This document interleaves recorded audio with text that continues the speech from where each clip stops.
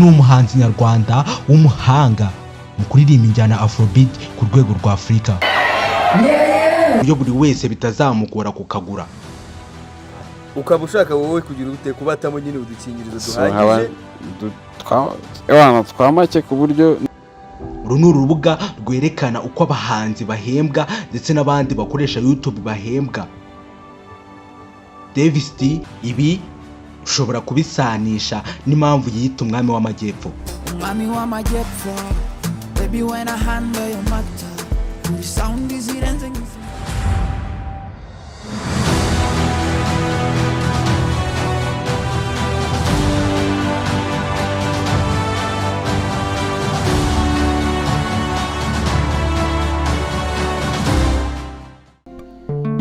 Shanba iri tunda ko ryabujijwe kandi ari naryo riryoha.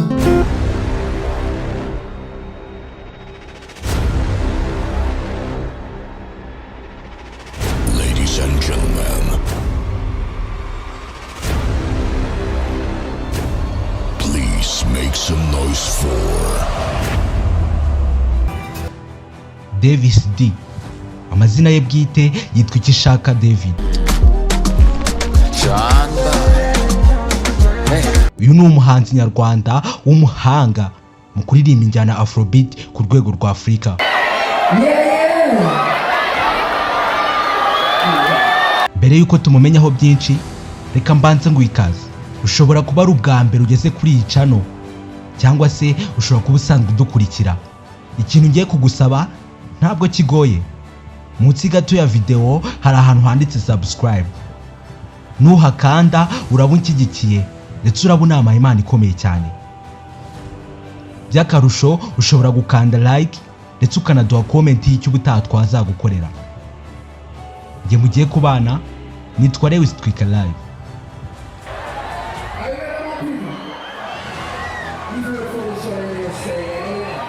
Umuhanzi Ikishaka David, uzwi ku izina rya Davis D, Shanboy. Uyu ni umusore ukunzwe n'abatari bake kubera ubuhanga bwe bwiganje mu ndirimbo nyinshi akora.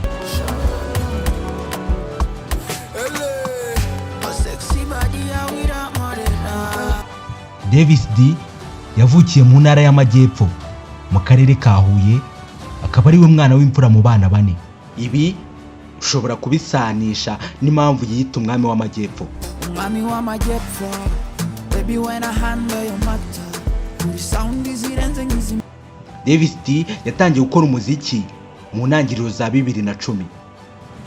Iki gihe ni umwe mu bahanzi bashoboye gufata amashusho y'indirimbo zabo ubwo yakoze indirimbo nka Kana ka Mabukwe, My Sweetie na Winchaho.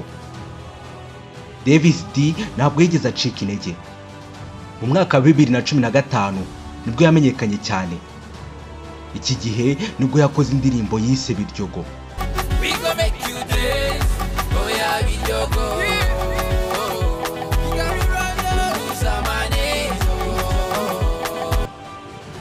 Kugeza ubu iyi ndirimbo Biryogo ni imwe mu ndirimbo za mbere za Afrobeat za kera zakunzwe mu muziki nyarwanda. Kuva muri 2015 Davis D nibwo yatangiye urugendo rushya. Ni nabwo yasohoye indirimbo nka Micro, Itara, Truth or Dare.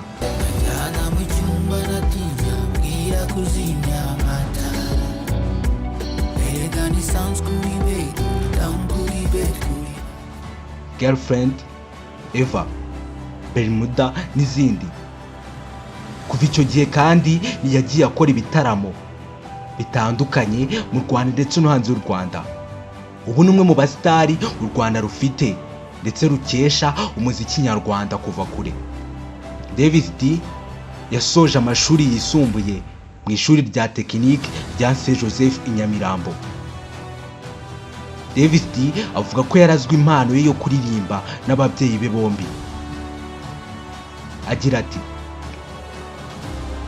mama yanegetse na barumuna banjye kujya muri korari, ndetse yadushingiye korari mu rugo kugira ngo idufashe mu myitozo yo kwitwara neza ku ishuri ryo ku Cyumweru.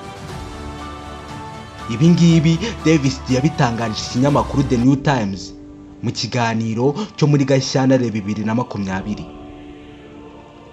Ubu ngubu turi 2024. Davis D afite indirimbo nshya yise kimwe zero, niyo yise Jeje afatanyije na Platini. Izi ni indirimbo nziza cyane. Ubu Davis D amaze imyaka igera kuri 14 mu muziki nyarwanda. Ni umwe mu basore bazamuye uyu muziki.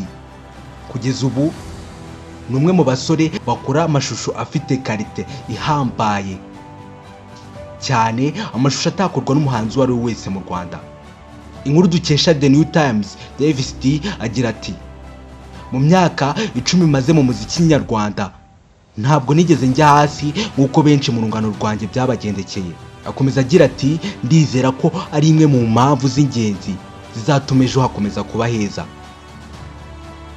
Uyu ni umusore ukomeza gusabwa na bamwe mu bakunzi be ko yajya akora indirimbo nyinshi mu Rwanda aho kugira ngo ajye gufatira amashusho hanze y'u Rwanda. Davis D ubwo yari ari mu kiganiro yagize ati: ubutaha uzaduha indirimbo itarimo location za Dubai kuko zimaze kuba nyinshi. Hari icyo bivugaho kubijyanye n'ibitekerezo by'abafana batandukanye bagiye bakunda? Wenda icyo ni igitekerezo cyiwe. Yego. Ariko mu gihe numva ngifite ubushobozi bwo kuhajya, nzabahereza ibitandukanye gusa ntabwo nzakora igisa n'ikindi. Ariko quality nagezeho ni bake cyane bayigeraho. Ni bake cyane bashobora gukora indirimbo mbere ya kabiri ya gatatu bajyayo. So rero icyo ngiye gifata nk'igikorwa cyiza nagezeho kandi kitapfa kugerwaho n'undi muntu ari we wese. Davis D Shanboy ni umwe mu bahanzi nyarwanda bahenze ubu ngubu. Twifashishije urubuga Social Blade. Uru ni urubuga rwerekana uko abahanzi bahembwa ndetse n'abandi bakoresha YouTube bahembwa. Davis D bigaragara ko ku kwezi yinjiza amadolari agera ku 199, ashobora kugera ku 3,000 ku kwezi. Ni ukuvuga ashobora kwinjiza agera kuri 3,000,000 arenga avuye kuri YouTube. Ubwo ntabwo tubariyemo ay'ibitaramo akora ndetse n'abaterankunga yamamariza. Davis D aherutse gushyira hanze umushinga wo gukora udukingirizo. Akaba avuga ko ari ugufasha urubyiruko ndetse n'abandi. Avuga ko aka gakingirizo kazaba gahendutse ku buryo buri wese bitazamugora kukagura. Ukaba ushaka wowe kugira ute kubatamo nyine udukingirizo duhagije twamake ku buryo na wa muntu ugaragara nk'iriya foto nifotoje abasha kukakodinga. Nawe abasha kugira gute n'uriya muntu ku buryo nawe muri bije afite katamunanira kukagura. Nubwo nta phone afite. Ariko kurinda ubuzima bwe afite bije hari yako yateguwe nawe yayibona.